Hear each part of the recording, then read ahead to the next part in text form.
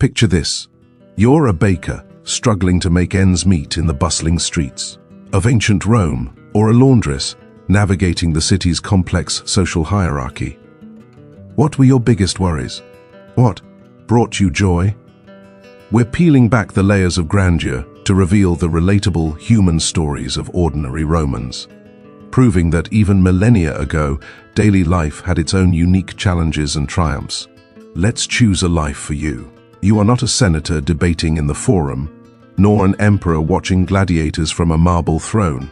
You are Lucius, the baker, and your world is a small, flower-dusted corner of the Suburra, Rome's sprawling, chaotic and vibrant belly. The sun has not yet troubled the horizon, but you are already awake, not by choice, but by the relentless rhythm of your trade. The air in your small room above the pistrinum, the bakery, is thick with the ghosts of yesterday. Smoke and the stale warmth of 3 bodies crammed into a space meant for one. Your wife, Claudia, breathes softly beside you, and in the corner, your son, Gaius, murmurs in his sleep, his small hand clutching a worn wooden horse.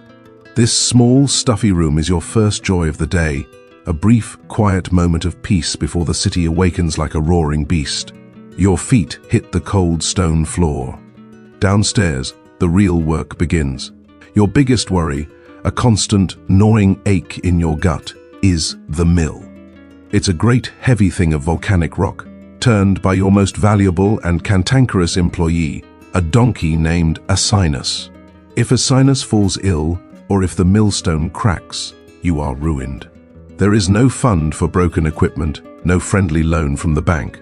There is only Dominus Crassus, the corpulent man who owns this building and half the street. His smile as thin as a pressed vine leaf, and his interest rates as high as the Capitoline Hill.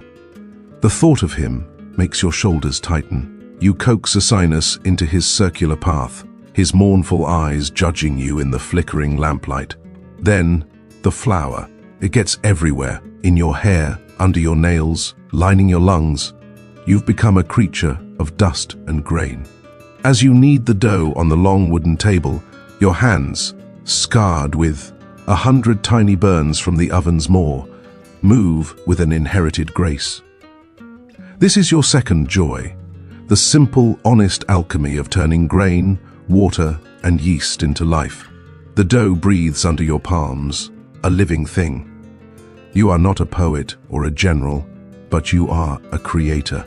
You make bread, you feed the city. There is a quiet dignity in that. As the first loaves bake, their scent, warm, nutty, divine, rolls out into the alleyway. It is your only advertisement, more potent than any painted sign. Your first customers are the city's other early risers. A slave girl, barely older than Gaius, sent to buy a cheap barley loaf for her master's household staff. A grim-faced legionary on his way to the barracks, his cloak smelling of wool and rain, who always pays with a curt nod and the exact coinage. You exchange pleasantries, the clipped, efficient gossip of the working poor. Did you hear about the fire in the insula on Vicus Patricius? The vigiles were late, of course. Did you see the latest proclamation from the emperor? Another game, another spectacle. Herein lies another of your great worries, the annona, the grain dole. While a blessing for the truly destitute, the emperor's generosity is a dagger in your side. Why would a man buy your honest bread when he can get free grain from the state? Every time a new shipment arrives from Egypt or a special distribution is announced to mark a military victory, your sales plummet. You find yourself in the perverse position of praying for lean times, for delayed ships, for anything that might drive people back to your door. It feels like a betrayal of your own community, a sour taste in your mouth that no amount of sweet honey-glazed cake can wash away. But then there are moments of triumph. A wealthy matron's steward, his tunic finer than anything you own, stops by. His mistress, he announces with a sniff, has tired of the bland, mass-produced bread from the larger bakeries. She desires something rustic, authentic. You sell him your best white loaf, made with fine wheat you bought at a premium, its crust a perfect crackling gold. He pays with a silver denarius. And the weight of it in your palm is not just money. It is validation. It is a small victory against the faceless industrial-scale operations that threaten to swallow you whole. This coin means you can buy Claudia a new ribbon for her hair, or Gaius a honey cake from the vendor down the street. It is a moment of breathing room, a gasp of fresh air in a life that often feels suffocating. Lunch is a hurried affair, a heel of yesterday's bread, some cheese, and a handful of olives, eaten while shooing flies away from the cooling racks. The afternoon is a different kind of busy. Children released from their lessons, housewives on their way back from the market, their baskets laden with vegetables and gossip. They linger, they chat, they complain about their husbands and the price of everything. You are a baker, but you are also a confidant, a listening ear, a fixed point in their swirling, noisy lives. Listening to their stories, sharing a joke with old Aurelia, who has been buying bread from your family for 40 years. That is another joy. A sense of belonging that no senator in his cold marble villa could ever truly understand. As evening descends, the light turns golden and hazy with the smoke from 1,000 cooking fires. The city's roar softens to a hum. You sweep the floor, the flour dust dancing in the fading light like tiny sprites. The earnings for the day are counted. Some days your heart sinks as you count the meager assortment of bronze asses and sestertii. Today was a good day, thanks to the matron's steward. You have enough to pay your weekly grain supplier and put a little aside for Crassus. The relief is a physical sensation, an untying of a knot in your stomach. You climb the stairs back to your small room. The air is now filled with the smell of lentil stew Claudia has been simmering over a small brazier. Gaius runs to you, his face alight, showing you a drawing he scratched on a piece of broken pottery. Claudia smiles, her face tired but her eyes full of a deep, resilient love. You sit together, sharing the simple meal as the sounds of the subura. An argument.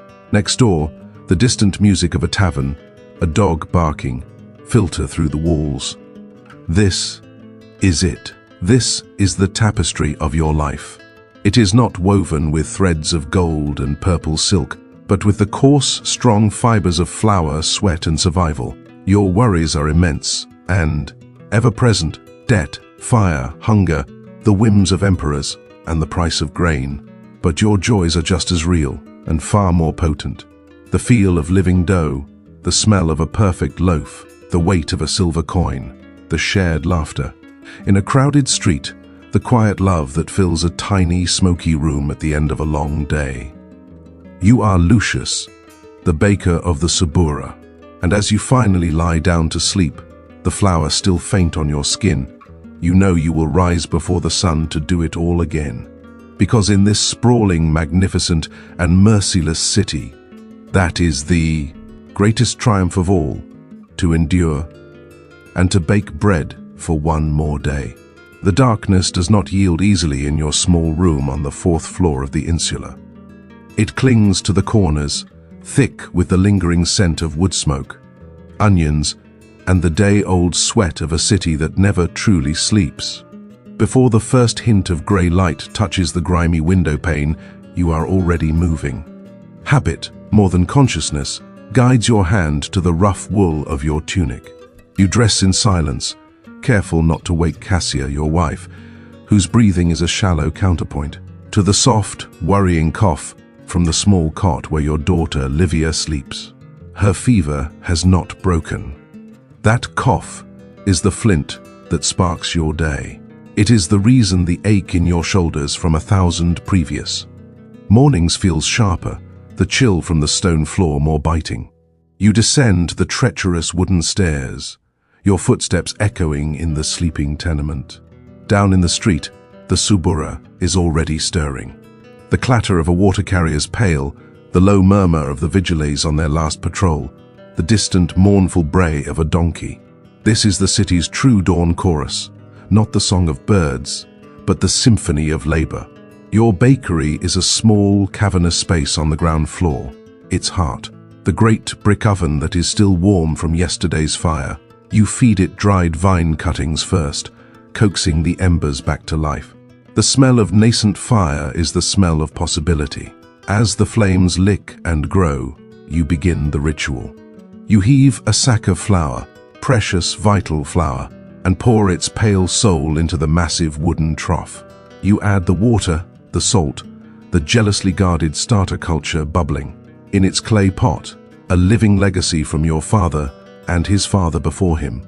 Then comes the work. You plunge your arms in up to the elbows, and the dough comes alive. It is a stubborn, reluctant thing at first, a shaggy mess. But you know its secrets. You fold, you push, you turn. Your shoulders and back scream in protest, but you push through the pain until it becomes a dull, familiar rhythm. This is not the clean, intellectual work of a philosopher debating the nature of the soul in a sun-drenched portico. This is the messy, physical creation of the city's most basic necessity. The soul of Rome, you sometimes think, is not in the forum's marble, but in this trough. It is yeasty and alive, and demands to be fed. As the first batch of dough rests under damp cloths, you hear the scrape of the door. It is Marcus, the butcher from next door, his face already slick with morning toil. "The grain dole is late again, Lucius," he says, not as a greeting, but as a continuation of a conversation that has lasted their entire lives. The ships from Alexandria, a storm off Crete, they're saying. You just nod, your jaw tight. A rumor. It is always a rumor. A storm, a pirate raid, a new tax levied by some official you will never see. The reasons change, but the result is always the same. The price at the private wharves will be murder. That cough from upstairs echoes in your mind. Livia needs a proper healer. Not just the poultices Cassia makes from herbs bought for a pittance. A healer costs coin. Domitian is building another arch. Marcus snorts, wiping his hands on his bloody apron. Another monument to his own glory, paid for with our flour. They say the gold leaf alone could feed this street for a month. You do not reply. To speak ill of the emperor, even here, is a fool's game. The walls have ears, and informers are as common as flies. But you both know the truth. History is what they write on those arches. Life is what you live in their shadows. When you finally unbar your shop front an hour later, the sun casting long, dusty fingers. Down the narrow street, the first loaves are emerging from the oven's fiery maw. The smell rolls out into the Subura, a flag of civilization. It is your daily gift to this grimy, beautiful, terrible world. It draws the weaver and the sandal maker, the scribe's boy, and the off-duty legionary. They trade their hard-earned asses and sestertii for the simple, profound comfort of fresh bread. Today, however, a shadow falls across your counter. It is not one of your usual customers. This man wears a tunic of fine, clean wool. His hands are soft. He is the steward of the Senator Valerius, whose villa sits on the cool heights of the Esquiline Hill, a world away from this sweat-soaked valley. The senator requires 20 loaves, the steward announces, his voice clipped and impatient, as if your shop is a minor inconvenience on his important journey. The usual flatbreads, and they had better be better than yesterday's. The master found them coarse. You look down at your own hands, caked with flour and dough, the knuckles swollen, the skin cracked. Coarse, you think of the grain, the price of which is making your stomach clench with fear. You think of the hours of brute force it took to transform that grain into bread. The price of flour has risen, steward, you say, your voice carefully neutral. The man scoffs. The senator does not concern himself with the price of flour. He concerns himself with the quality of his breakfast. Do not try to haggle with me, baker. Your position in this neighborhood is tenuous. The senator is a generous patron, but his patience is not infinite. The threat hangs in the air, as acrid as smoke. A word from a man like Valerius could see you lose your shop, could see you unable to buy grain from any reputable merchant. You would be ruined, cast out onto the street. You feel a hot surge of anger, a desire to tell this soft-handed man what he can do with his master's patronage. But then you see Livia's face in your mind's eye, her skin pale and damp with fever. You see Cassia, her expression a mask of weary love. Your pride is a luxury you cannot afford. The emperors, the senators, they play their great games with legions and provinces. Your game is played with flour and fire and the survival of your family. Of course, you murmur, your gaze dropping to the worn wood of the counter. The finest for the senator, 20 loaves. You pack the bread, your bread, the product of your sweat and worry, into his waiting basket. He drops a few coins on the counter, the old price of course, and sweeps out without another word. The coins feel light in your palm, almost insulting. The rest of the day is a blur of calculations. You sell your remaining loaves for a fraction more than usual. Some customers grumble, but most, like Marcus the butcher, understand. They are all weathering the same small personal storms that will never be recorded on any triumphal arch. You sell out by mid-afternoon, but the profit is slim, barely enough to cover the cost of tomorrow's flour, let alone the healer. As you are cleaning the trough, scraping away the remnants of the day, Cassia appears in the doorway, her face grim. Livia is worse. The fever is higher. Your heart, a heavy stone in your chest all day, plummets. You look at the meager earnings in your coin pouch. It is not enough. For a terrifying moment, you feel the abyss open beneath you. This is the fear that haunts every man and woman in the Subura, the moment when endurance is no longer enough. Then, your eyes fall upon the small, intricately carved wooden box you keep hidden beneath a loose floorstone. Your father's legacy. Not a great fortune, but a handful of silver denarii, saved over a lifetime of labor, for a true emergency. This is it. You retrieve the box and pour the heavy, gleaming coins into Cassia's hand. Her eyes widen. She knows what this means. This is your final defense against disaster. Go, you say, your voice hoarse. Find the Greek, pay him whatever he asks. She clutches the coins, nods, and is gone. You are left alone in the cooling bakery. You have spent your entire day working, fighting, swallowing your pride, and you are poorer than when you started. You have emptied your family's savings. By the standards of the men who write history, you are a failure. Your name will never be known. Your struggles are insignificant, a tiny unrecorded ripple in the vast ocean of the empire.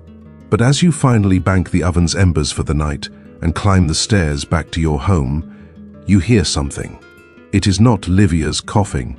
It is the sound of her breathing, still shallow but steady, more peaceful.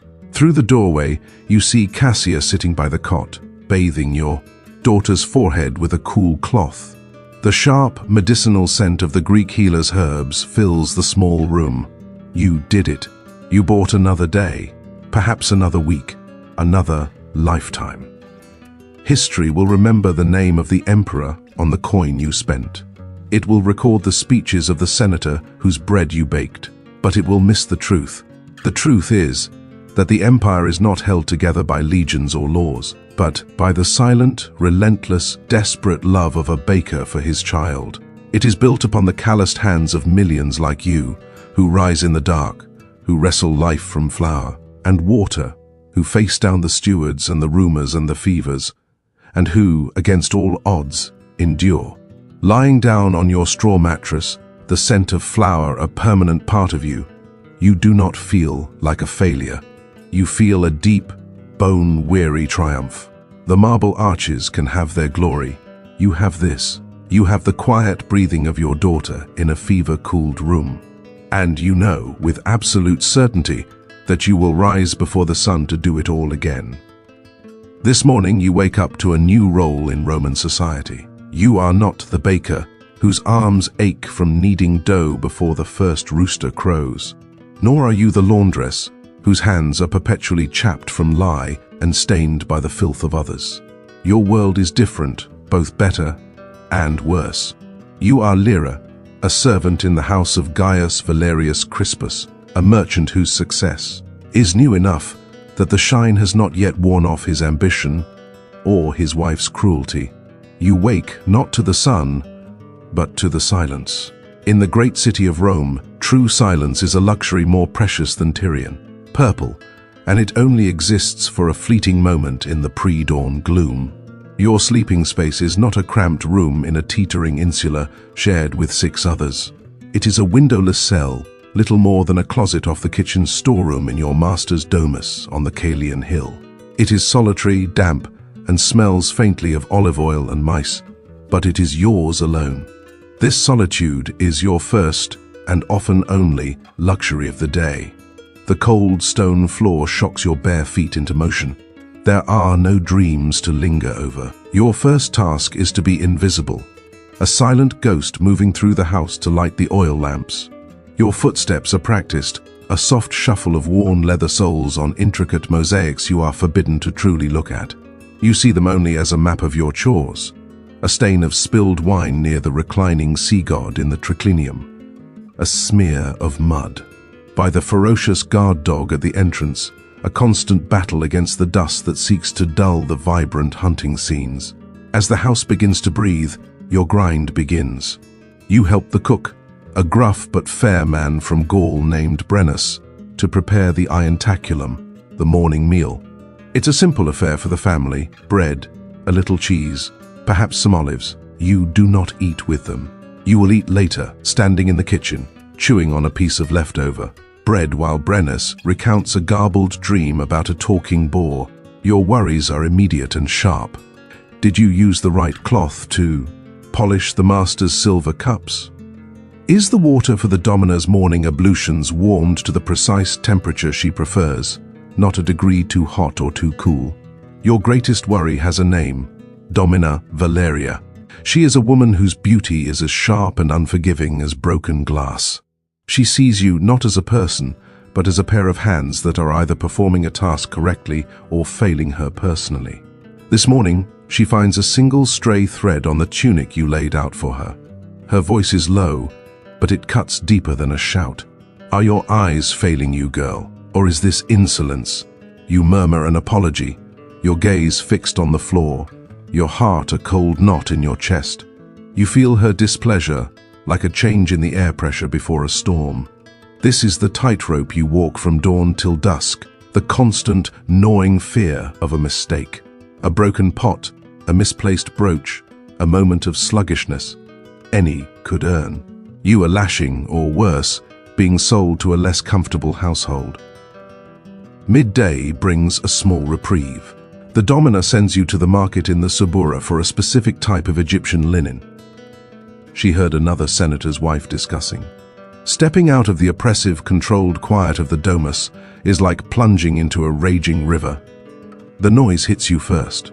A cacophony of vendors hawking their wares, children shrieking, iron-rimmed, wheels groaning over cobblestones, and the endless murmur of a dozen different languages. The smells are a dizzying assault. The sweet perfume of baking bread from a corner pista, the sharp tang of fish laid out. On ice, the acrid stench from an overflowing gutter, and the cloying incense wafting from a small street-side shrine. Here, for a few precious moments, you are almost anonymous. You see the baker from the prompt, his face dusted with flour, his expression weary but proud as he sells his loaves. You pass a fullery, the air thick with the smell of ammonia, and see the laundresses stamping on tunics in vats, their laughter loud and coarse. They have a freedom you envy, the freedom of exhaustion shared, of public complaint, of belonging to the street. You belong only to the domus. Navigating the social hierarchy here is a dance. You must be deferential to the citizens in their clean togas, but firm with the merchant who tries to sell you inferior cloth. You haggle, your voice softer than you'd like, but surprisingly steady. This is a small triumph. You manage to save 2 bronze asses from the money the domina gave you. You clutch them in your palm, the metal warm and heavy with possibility. This is not for you. It is for your brother Secundus, who still lives with your aunt in the shadow of the aqueduct, crammed into an insula that always seems one strong wind away from collapse. Returning to the house, you prepare for the main event of the day, the cena, the evening meal. The master is having guests. The pressure in the household triples. You spend hours folding napkins into the shape of swans, polishing every last piece of glassware until it gleams, and arranging flowers in the central courtyard. Your joy, when it comes, is small and stolen. While arranging figs on a platter, Brennus, the cook, slices a piece from the juiciest one and wordlessly hands it to you. The burst of sweetness on your tongue is electrifying, a secret spark of shared humanity in the midst of frantic preparation. During the cena, you are once again a ghost. You move around the triclinium, pouring wine mixed with water, clearing platters, your ears filled with the talk of shipping lanes, political appointments, and salacious gossip about a senator's affair. You watch them recline on their couches, eating roasted dormice and garum-soaked fish, and you feel a universe away. The greatest challenge is to keep your face a perfect, impassive mask. To not react when a drunken guest makes a crude joke, to not flinch when the domina gives you a sharp, critical look from across the room. But tonight, something different happens. Young Lucius, the master's 15-year-old son, is home from his rhetoric lessons. He is kinder than his parents, with a quiet solemnity about him. As you refill his goblet, your tired hand trembles, and a single drop of red wine splashes onto the white marble floor. You freeze, your blood turning to ice. You can feel the domina's eyes on you. But before she can speak, Lucius subtly shifts his foot, covering the drop. He looks up at you, not with pity, but with a flicker of understanding, a brief, conspiratorial glance. He says nothing, but his action screams, "I see you. You are safe." In that moment, the weight on your shoulders lifts. It is a kindness so unexpected, so profound, it feels more nourishing than any food. It's a reminder that not all chains are forged from cruelty. After the guests have stumbled out into the torchlit night, the real work begins. The cleanup is long and arduous, but your spirit is lighter. When you are finally done, the domina, pleased with the success of her party and perhaps softened by wine, gives you a curt nod. "You may go see your family," she says. "Be back before the gate is barred." Permission, not freedom, but a temporary parole. You almost run through the now quieter streets, clutching the 2 coins and a small bundle of leftover bread and meat Brennus pressed into your hands. The air in the Subura is thick with the smoke of cooking fires and the sounds of arguments and music spilling from tavern doors.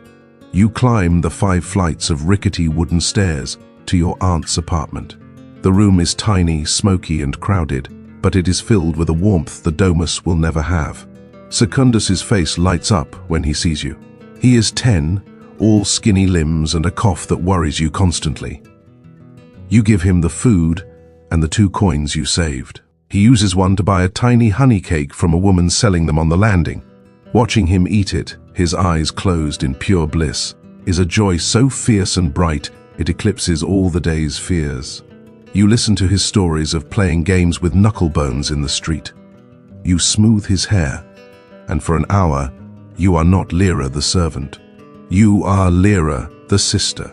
This is your necessary ritual, your truest family time. You return to the quiet grandeur of the Caelian hill, just as the doorman is sliding the heavy iron bolt across the gate. Back in your windowless cell, you lie down on your thin straw pallet. Your body aches from 1,000 small efforts. You think of the domina's cold anger, the weight of the silver platters, the endless dusting. But then you remember the secret taste of the fig, the silent solidarity of a boy's glance, and the radiant, honey-sweet smile on your brother's face. These are the triumphs. They are not grand, but they are yours. You press a hand to the floor, feeling the faint, deep thrum of the city, and you know you will rise in the silence tomorrow and do it all again. Because for a Roman commoner, survival is a victory, and a moment of joy is a rebellion. The coarse canvas of the tent is the first thing you register, glowing a soft ochre gold in the nascent Italian dawn. A familiar scent, a blend of dust, dried earth and old sleeping bag, fills your lungs with the first conscious breath of the day. For a moment, suspended between sleep and waking, you are simply a body in a small space. Then, the weight of who you are settles back in. You are an archaeologist, and the ghosts are waiting. You swing your legs out of the cot, the chill of the morning air raising goosebumps on your skin. Outside, The camp is slowly stirring. The clink of metal mugs, the hiss of a propane stove, the low murmur of your team greeting the day. You pour yourself a cup of coffee, its acrid bite a welcome jolt, and walk to the edge of the rise overlooking the site. There it is. Your beautiful, chaotic, perfectly ordered wound in the earth. A honeycomb of trenches and grid strings, a testament to months of patient work under the relentless Roman sun. This site, just a stone's throw from the ancient Via Appia, isn't a palace or a grand temple. It's something far more interesting to you. It was once a bustling, grimy, vibrant corner of a forgotten suburb, a block of insulae, the crowded apartment buildings that housed the city's beating heart, its ordinary people. The grandeur of the Forum is for the tourists. The Colosseum tells a story of spectacle and death. But here, in the dirt, you are searching for a different kind of story. You are an archaeologist, yes, but you see yourself as more of a translator. An eavesdropper across the chasm of 2,000 years. You are listening for the echoes of their voices. "Morning, dottore," a voice says beside you. It's Marco, a graduate student whose boundless enthusiasm is both infectious and, before your second coffee, slightly exhausting. He's holding a half-eaten cornetto. "Marco," you greet him with a nod, sipping your coffee. "What's the plan for Trench 4B today?" "We hit the floor level yesterday afternoon," he says, his eyes alight. "Looks like packed earth, maybe some rough flagstones underneath. I think we're finally at the ground floor workshop level. That's what you've been waiting for. Trench 4B is the cross-section of what your ground-penetrating radar suggested was a small commercial space attached to a residential block. A bakery, perhaps, or a weaver's shop or a phalonica. A laundry, a place of work, of sweat, of daily routine. An hour later, you are kneeling on a foam pad at the edge of the trench, the sun warming your back. The air is thick with the smell of damp soil. Your tools are laid out beside you on a small tarp, trowels of varying sizes, fine bristled brushes, a dental pick for delicate work. This is your sanctuary, your operating theater. You are not just digging, you are performing a delicate surgery on time itself. You work slowly, methodically, scraping away layers of soil that represent seasons, decades, centuries. Each pass of your trowel is a conversation with the earth. A shard of coarse, everyday pottery emerges. You brush it clean. It's the rim of a simple amphora, the kind used to transport olive oil or cheap wine. You run your thumb over its rough surface. Whose hands last held this? A baker, his arms dusted with flour, pouring oil into a dough mix? A laundress, taking a quick sip of watered-down wine during a brief respite from the choking ammonia fumes? You log it, bag it, its small story now part of the larger narrative you are trying to piece together. It's Marco who finds the first significant feature. "Dottore, look." You crawl over to his section of the trench. He's brushed away the soil to reveal a curved line of soot-blackened bricks, the mouth of an oven. A large one, clearly built for commercial use. A pistrinum, a bakery. A ripple of excitement passes through the team. Now you have a context. This was a place of fire, of flour, of sustenance. A place that smelled of baking bread long before the first light hit the 7 hills of Rome. You can almost feel the oppressive heat, hear the rhythmic kneading of dough, the chatter of customers lining up for their daily loaf. You instruct the team to work outwards from the oven to define the walls of the room. As you scrape carefully at the plaster wall behind the oven, a wall that would have been baked daily by the residual heat, your trowel catches on something. Not the soft crumble of ancient plaster, but a hard, incised line. Your breath catches. You put down the trowel and switch to a softer brush, whisking away the dirt with the tenderness of a lover's caress. Letters begin to appear, scratched into the plaster with a nail or a piece of sharp stone. This is not the formal carved inscription of an emperor's monument. This is graffiti. This is a voice. The Latin is rough, colloquial, a scrawl.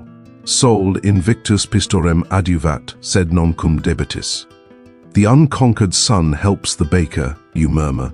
translating for Marco, who is now peering over your shoulder, but not with his debts. You sit back on your heels, a grin spreading across your face. It's a complaint, a joke born of weary resignation, scratched into the wall by a man named, well, you don't know his name, but you know his struggle. You can see him, a man named Lucius or Gaius, sweating in the infernal heat of his own oven, covered in a fine powder of flour and soot. He's thinking about the grain merchant he owes, the landlord demanding rent for this very room. He looks to the heavens for divine help from Sol Invictus, the sun god, and then adds a cynical, all-too-human punchline. He's not a marble bust in a museum. He's real. He had money problems.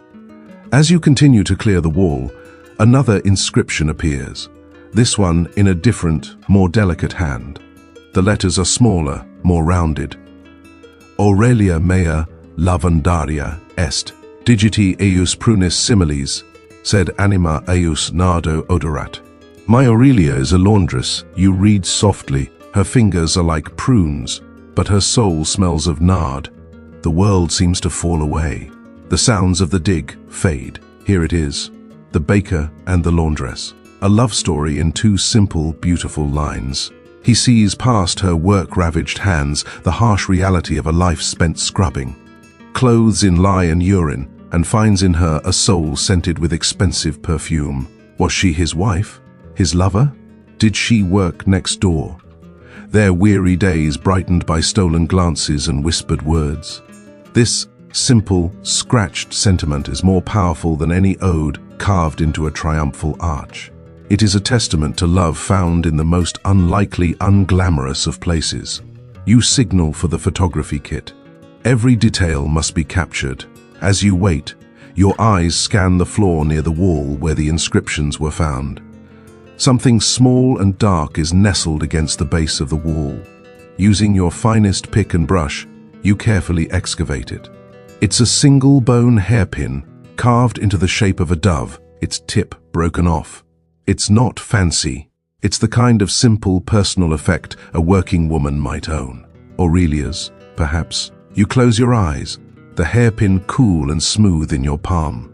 You let the echoes build into a full-throated chorus. You are no longer in a trench. You are standing in a cramped, sweltering bakery in the year 120 AD. The air is a thick soup of smells, yeasty bread, wood smoke, sweat, and, from the courtyard, the sharp chemical tang of the laundry next door. You see Lucius, his powerful forearms caked with dry dough, pausing his work to scratch his frustration into the wall. He glances towards the courtyard, a brief smile touching his lips as he sees Aurelia wringing out a tunic, her face flushed from the steam. Later, perhaps as she brings him a cup of water, her hand brushes his. He sees her fingers, puckered and red, but all he can think of is her scent. The lavender she tucks into her clothes to ward off the smell of her trade. As she leans over, the little bone pin, her one small vanity, falls from her hair and rolls unnoticed under the wall. A moment of triumph for them, a perfectly baked batch of bread. A moment of worry, the debt collector's shadow darkening the door. The simple joy of a shared glance, the constant grinding challenge of making it to the end of another day. You open your eyes. You are back in your own time. The hairpin rests in your gloved hand. The graffiti glows under the photographer's lamp. You have unearthed more than bricks and pottery. You have reconstructed their home, their workplace. You have found their tools, read their private thoughts, their complaints, their poetry. You have given them back their voices. And in the quiet of the Italian afternoon, you can hear them, echoing across the centuries, telling you that for all the grand sweep of history, life has always been lived in these small, relatable, intensely human moments. Now, let's forget the marble halls and the gilded statues for a moment. Forget the senators in their pristine white togas debating the fate of the world. Their stories are etched in stone, yes, but they are not your story. Their legacy is the monument, yours is the mortar that holds it all together. Let's find you. The Roman commoner. The air is the first thing you notice when you wake. It's thick, a cocktail of charcoal smoke, from 1,000 breakfast fires, the sour tang of damp wool, and the ever-present, low-humming scent of humanity packed too tightly together. Your room, if you can call it that, is a sliver of space in a towering insula in the Subura. The pre-dawn light is little more than a rumor, a grey smear through the single unglazed window. You share this space with your family. The warmth of their sleeping bodies is the only real heat against the morning chill. Your first worry of the day is simple, brutal, and eternal: water. The aqueducts are a marvel, a testament to Roman genius. But that genius doesn't flow directly into your third-floor walk-up. It means a trip down treacherous stairs, a jostling queue at the public fountain, and the long, muscle-straining haul back up with heavy clay amphorae. Every drop is precious. It is for washing, for drinking, for the thin barley porridge that will have to sustain you for hours. Does that ache in your shoulders, that calculation of a scarce resource, feel familiar? It should. It's the ancient rhythm of survival. You are a fullo, a launderer. It is not glamorous work.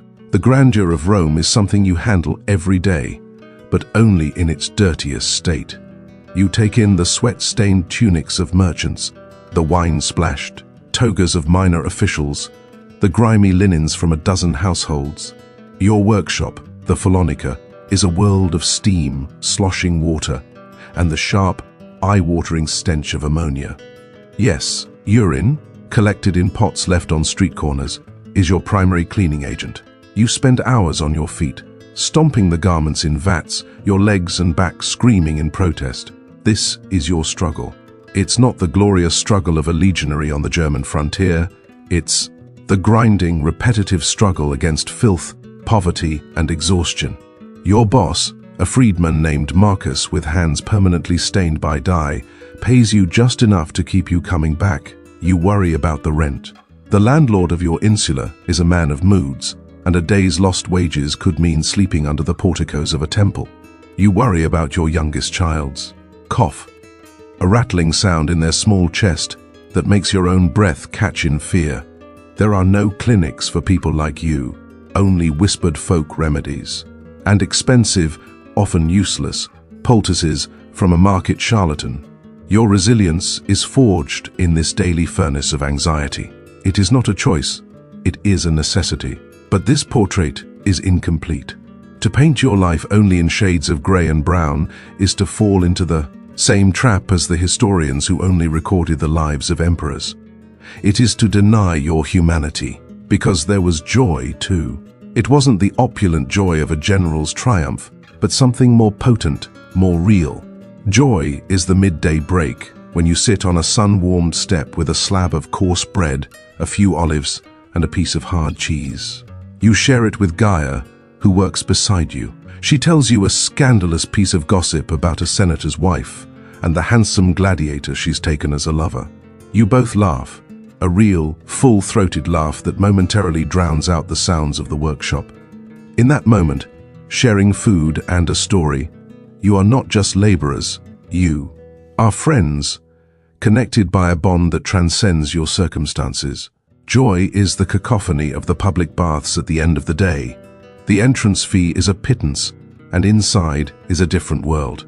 Here, in the steam of the caldarium or the cool plunge of the frigidarium, the rigid lines of social hierarchy blur. You might find yourself soaking next to the very merchant whose tunic you cleaned that morning. You hear news from across the empire, listen to poets reciting dreadful verses for a handful of coins, and watch children splash and shriek with delight. For an hour, the grime of the city and the weariness in your bones are washed away. You feel clean. You feel human. This shared experience of communal well-being, this public space for rest and connection, is a legacy as profound as any aqueduct. And what of the grand narrative, the history written in stone and steel? You are not ignorant of it. You live in its shadow. One afternoon, the streets are cleared. Horns blare. The emperor is passing, returning from some distant campaign. You are herded to the side of the road with the rest of the teeming crowd. You see the gleaming standards, the sun flashing on polished armor, the wagons, laden with the spoils of war and the grim-faced captives trudging in chains. The history books will tell you this was a moment of supreme civic pride, a celebration of Roman power. But what are you, the ordinary Roman, truly thinking? Perhaps you feel a flicker of that pride, but mostly you are calculating. Will there be a coin distribution? Will the emperor declare a holiday and free games? The spectacle is impressive, but your concerns are rooted in the earth, not in the abstract glory of empire. You see the emperor not as a god, but as a distant, powerful force whose actions might, if you are lucky, trickle down to make your life infinitesimally easier for a day or two. You are challenging our preconceived notions simply by living your life, by filtering the monumental through the lens of the personal. This is why your story matters. It's a powerful corrective. When we look at the ruins of the Forum, we must train ourselves to see past the broken columns and imagine you, hurrying through with a basket of laundry, your mind on the price of bread, not on the oratory of Cicero. When we marvel at the Colosseum, we must remember not just the gladiators, but the vendors like you who sold snacks in the arches, the masons who built it, the countless ordinary people for whom it was a thrilling, terrifying, and perhaps even mundane part of their cityscape. Rediscovering your unseen life enriches our present because it tears down the wall between then and now. Your fear for a sick child is the same fear that grips any parent in a hospital waiting room today. Your anxiety over making rent is the same knot in the stomach felt by millions. Your moment of shared laughter with a friend over a simple meal is a universal sacrament of human connection. Your legacy isn't written in grand inscriptions. It's in the faint scratches of graffiti on a tavern wall, a crude joke, a declaration of love, a tally of debts. It's in the worn dip of a stone threshold, smoothed by the passage of your feet and a million others like you. It's in the DNA of every city, every community that has ever struggled, endured, and found moments of light in the darkness. We study you, not as a historical curiosity, but as a mirror. In your resilience, we find inspiration. In your struggles, we find solidarity. And in your joy, we find the simple, timeless truth that a life does not need to be famous to be meaningful. Your story reminds us that history is not just about the few who made the rules, but about the many, like you, who lived them. And in understanding you, we come to better understand ourselves.